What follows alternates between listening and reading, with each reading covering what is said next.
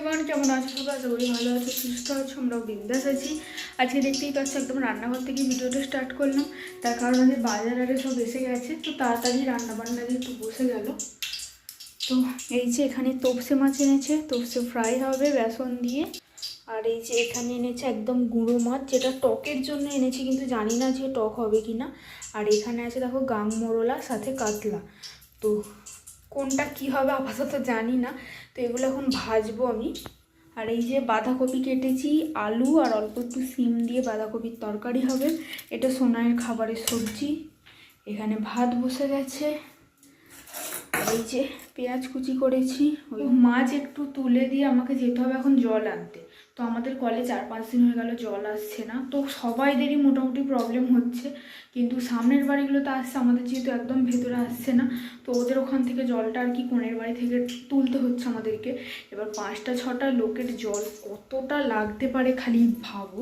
মানে কাচাকুচি, বাথরুমের, রান্নার, খাওয়ার, সমস্ত কিছুর, চানের জল, সমস্ত কিছু ওখান থেকে আনতে হচ্ছে।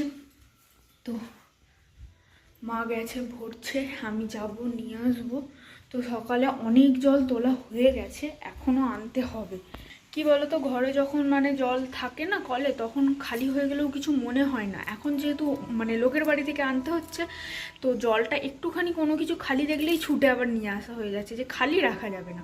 তো যাই হোক, অনেক কটা খালি হয়েছে, তো সেই জন্য মা আবার গেছে ওগুলো আনতে। এই দেখো এতগুলো নাম, এইখানে এতগুলো, এইখানে বড় রঙের বালতি, এই গামলিটা এখনো বাথরুমে আছে। এই সমস্ত জলগুলো সকালে আনা হয়েছে, এখন আবার মা অনেক কিছু নিয়ে গেছে। আমি মাছটা কড়াই দিয়ে আনতে যাব।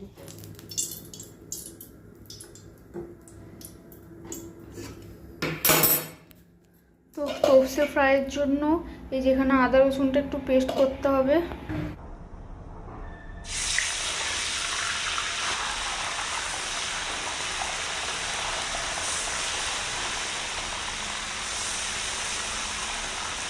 সবই তো মোটামুটি কাটা হয়ে গেছে। এই পেঁয়াজ ফ্রাইটা কাটতে হবে মাছের ঝালের জন্য, ব্যাস কাটাকুটি কমপ্লিট হয়ে যাবে। তো জলটা যে কতটা প্রয়োজন সেটা কলে জল না আসলেই বোঝা যায়। আমাদের এরকম কোনো দিন হয়নি, মানে জলের মানে রেসটা এতটাই কম। কলে তো জল আসছেই না, তার সাথে সাথে ট্যাঙ্কিতেও জল উঠছে না। তো ট্যাঙ্কিতে জলটা উঠে গেলে এতটা আমাদের প্রবলেম হতো না, ট্যাঙ্কিতেও উঠছে না। আমি কয়েকটা ডাম নিয়ে আসছি, 5 লিটারের ডামগুলো হলে না মানে আনতে সুবিধা হচ্ছে। বড় বড় জিনিস হলে আনতে কষ্টও হয়, তো সেই কারণে আমরা 5 লিটারেরগুলোই বের করেছি, ওগুলো করেই আনা হচ্ছে। এনে এনে ঢেলে আর কি বড় বড়গুলোকে ভর্তি করা হচ্ছে। তো এই দেখো ওই কোণের বাড়িটা থেকে আনা হচ্ছে, তো মা এখানে কিছুটা এগিয়ে দিয়েছে। তো এগুলো আমি এখন নিয়ে যাই, কারণ মাছ তোলা আছে। ওরে বাবারে, এক হাতে দুটো ড্রাম, বুঝতে পারছো আমি কত শক্তিশালী হয়েছি। ওরে বাবারে, সকাল থেকে জল তুলতে তুলতে না আমাদের হাত ব্যথা হয়ে যাচ্ছে। তো আবার দুটো আসলো স্টকে, এখনো ভর্তি করছে। এই বাবা, তুমি পালিয়ে এলে কেন? এক জায়গায় দাঁড়াও, বারবার আসা যাওয়া করুনি।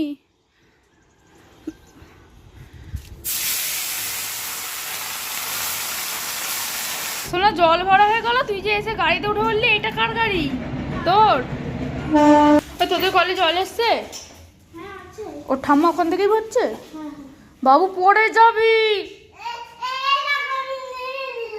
নেমে নিলাম। তো এই যে এখানে সুন্দর করে তোপসেটা একদম ম্যারিনেট করে রেখে দিয়েছি। তো সুন্দর তো করতেই হবে, এটা সুগন্ধ ভালো খাই যে। এই যে সব মাছও ভাজা হয়ে গেছে, এখানে বাঁধাকপি হচ্ছে, এখানে সোনার খাবার হচ্ছে, তারপর মাছের ঝাল হবে, ব্যাস রান্নাবান্না কমপ্লিট। 2000 years later. তো চলো, স্নান কমপ্লিট। এখন কিছুটা ফ্রাই করব, করে আমরা ভাত খাবো, তারপর ওরা আসলে ওদের জন্য আবার পড়াবে, মানে দাদা শুভেন্দু। সেই যে এখানে দুটো ভাজবো, আর এই 5টা থাক, ওরা দুভাই ভাজা হবে।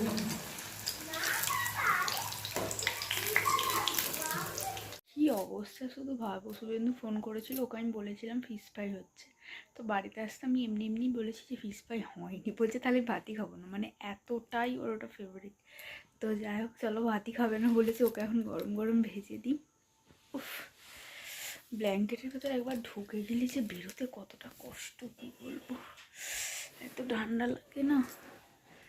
তো চলো, ঘুম ঘুম ধরেই গিয়েছিল, ও এসে গেছে যখন খেতেই দিই। Good evening everyone. অনেক দিন পর দুপুরে আজকে ঘুমালাম, ঘুম থেকে উঠে দেখছি সন্ধে। আজকে না একটা এত বড় মিস্টেক হয়েছে আমাদের সবার। তো আজকে আমাদের একটা নিমন্ত্রণ আছে। তো নিমন্ত্রণটা হচ্ছে আমাদের দোকানে যে কাজ করে আর কি, তার ছেলের বার্থডে প্লাস কার্তিক পুজো, তো একসাথেই হবে। তো সেই কারণে না নেমন্ত্রণ ছিল, তো সবাই একসাথে ভুলে যেতে পারি বলো? আর ভুলে যাবো নাই বা কেন? 1 মাস আগে নেমন্ত্রণ করেছে জানো, তা কি করে মনে থাকবে বলো? তো হঠাৎ করে দুপুরবেলা ভাত খেতে খেতে কার মনে পড়েছে জানি না, সবাই সবাইকে আর কি বলছে আজকে নেমন্ত্রণ না, আজকে নেমন্ত্রণ না। তো যাই হোক, তারপর হুট করে মনে পড়লো যে হ্যাঁ আজকেই তো নেমন্ত্রণ। আজকে না সে আমাদের দোকানে কাজেও আসেনি। তো কাজে আসেনি, তারপরেও কারো মনে পড়ছে না। এবার দেখো, কাজে আসেনি আমরা তো আর জানি না, যারা দোকানে ছিল তারা জানে, তারা ভাবছে কিসের জন্য আসেনি। তো যাই হোক, তাকে ফোনও করেনি, কিছু নয়। আর যেহেতু শনিবার, সেরকম দোকানে চাপও ছিল না, সেই কারণে তাকে ফোন টোনও করা হয়নি। তারপর দুপুরবেলা মনে পড়লো যে তার তো আজকে ছেলের জন্মদিন। তো যাই হোক, নেমন্ত্রণ আছে, এমনকি গিফট পর্যন্তও কেনা হয়নি। আর মনে না থাকলে গিফট কী করে কিনবো বলো? তো এবার হঠাৎ করে কেই বা গিফট কিনতে যাবে? তো এমনিই ঠান্ডা বলো, বাগনানে গিয়ে গিফট কিনে এনে আবার দুর্লভপুর যাওয়া, দুর্লভপুরেই বাড়ি, যেই যাক না কেন তারই একটু কষ্ট হবে। তো সেই কারণে আমি বা মা কেউই যাচ্ছি না। আর গিফট কিনতে গেলে আমরাই যাই, তো সেই কারণে বাবিকেই বলা হয়েছে কিছু একটা গিফট কিনে আনতে, আমরা আর যাচ্ছি না। তো যাই হোক, এখন মোটামুটি সবাই তো যাবে, ঠিকঠাক করা আছে। আর শুভেন্দুর অমনি মাথায় একটা প্ল্যান এসে গেছে, কালকে ওর ডিউটির ওখান থেকে ফিস্ট আছে। তো ও আমাকে বললো ঠিক আছে, কালকে তো সেই তোমাকে একাই বাড়িতে থাকতে হবে। এমনিও প্রত্যেক দিন ডিউটি চলে গেলে আমি একাই থাকি, যেহেতু ও ফিস্টে যাচ্ছে ওর একটু মনটা খারাপ লাগছে। তো সেই কারণে বললো চলো আজকে রাত্রে সুমন, মানে ওর নাম সুমন আর কি, তো ওদের বাড়িতে খাওয়া দাওয়া করে মায়েদের বাড়িতে থেকে যেতে। কালকে সানডে, কালকে ওর ফিস্ট আছে, ও ফিস্ট থেকে বিকেলে বাড়ি আসার সময় আমাদেরকে নিয়ে আসবে। তো এই ঠান্ডার মধ্যে না আমার কোথাও যেতে ইচ্ছে করছে না, একদিনের জন্য গেলেও দেখবে ব্যাগ ভর্তি হয়ে যাচ্ছে, ভালো লাগছে না। কিন্তু ও বলছে, মনটাও কেমন হচ্ছে যে গেলেই হয়। তো সেই দুপুর থেকে যাব না যাব না যাব না যাব না এই করতে করতে নিজেই মনটা স্থির করতে পারছি না কি করব। তো তারপরে ঠিক করলাম, শুভেন্দু বললো চলেই যাও, কারণ কালকে সকাল থেকে তুমিও সেই বোর হবে, আর অনেক দিন হয়ে গেল, একটা বেলা তো একটা রাত আর একটা দিনের ব্যাপার, বিকেলে তো আবার চলে আসবো। তো সেই কারণে আর কি ঠিকঠাক হলো যে যাব।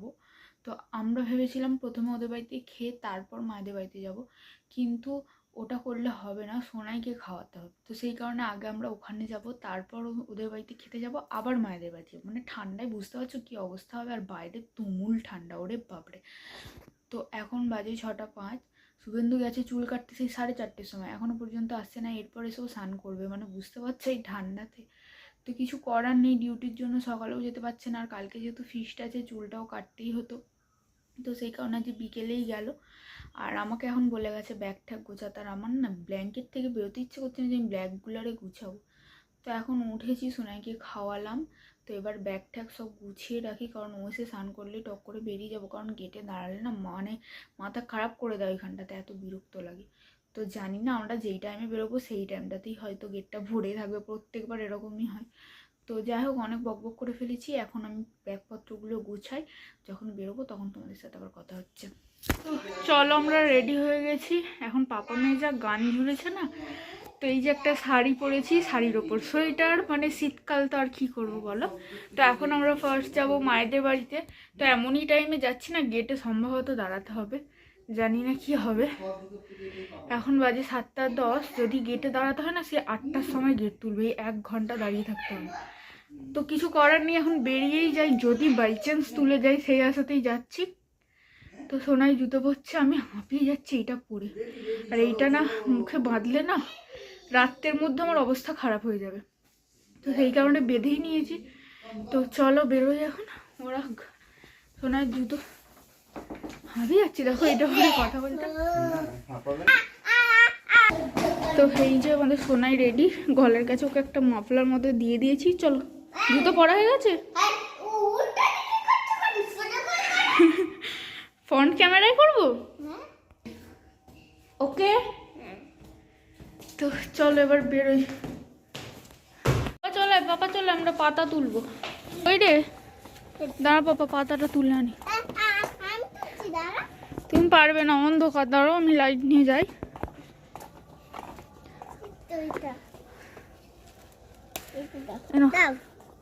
পাপাকে বললো ব্যাগে ঢুকিয়ে নিতে, ঠিক আছে? চলো। অলরেডি নাক শক করছে আমার, কি হবে কে জানে। তুমি ব্যাগের মধ্যে দিয়ে দাও না। এই দেখো একটা ব্যাগ অলরেডি হয়ে গেছে। ওকে, সোনার জুতোটা এনেছো? সোনার জুতো ঢুকিয়ে নিয়েছি তো। সব বন্ধ করে দাও, চাবি দিয়ে চাবি নিয়ে নিতে বলেছে। একটা চাবি এখানে আছে, ওরা এসে খুলবে। দাও বাবা দাও, এটা তোমার জল।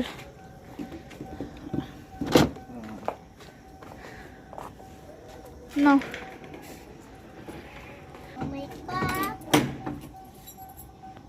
আরে গেটটা তুলে দিল যে, যেতে পারবো? যা, গেটটা তুলে দিল।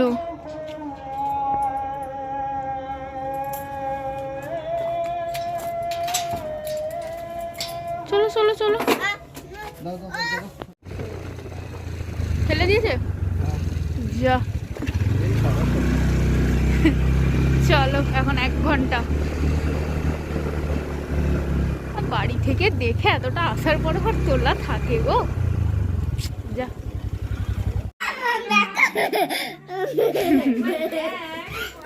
কার ব্যাগ এনেছিস?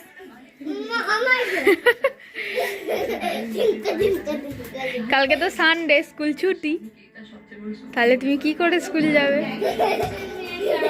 ভাই উল্টে যাচ্ছে ব্যাগের বারে।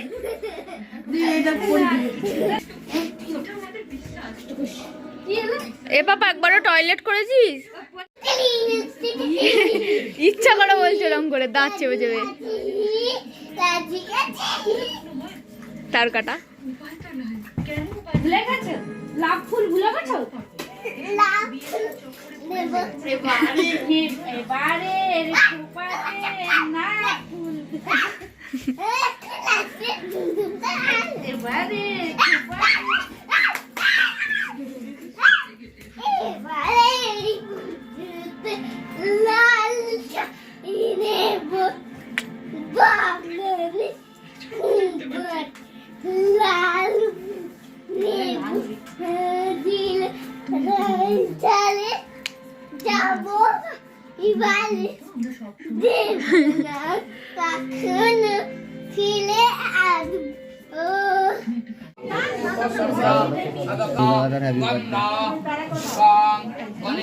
জায়গা তো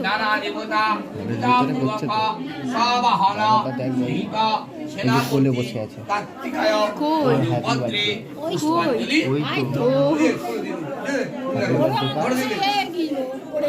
কি হয়েছিল? পুজো শেষ বোধ হয় নাকি, হয়ে গেছে মানে আবার কি।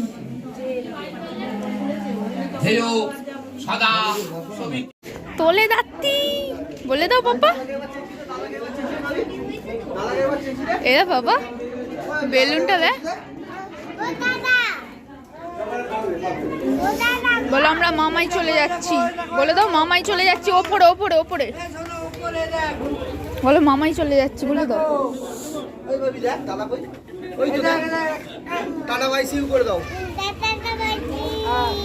বলে দাও মামাই যাচ্ছে।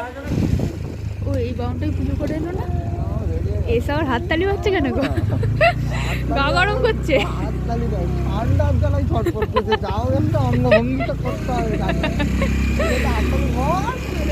আমারই যা ঠান্ডা লাগছে, আমার নাচতে ইচ্ছে করছে। বলে এখন ব্ল্যাঙ্কেটে ঢুকতে ইচ্ছা করছে, নাচানাচি করছে। আজকে জানি একটা অসম্ভব ঠান্ডা, না যে বাইরে বেরিয়েছে বলে ঠান্ডাটা বুঝতে পারছি। তোমাকে লাগবে কেন, তুমি দিন রাত তো বাইরে থাকো, আমরা ঘরের ভেতরে থাকি। বাইক চালিয়ে যাওয়ার পর আমার ডিউটিতে মোটামুটি 8টা অব্দি হাতটা যেন কাটা, কিছু মনে হয় কিন্তু অতটা স্পিডে বাইক গেছি।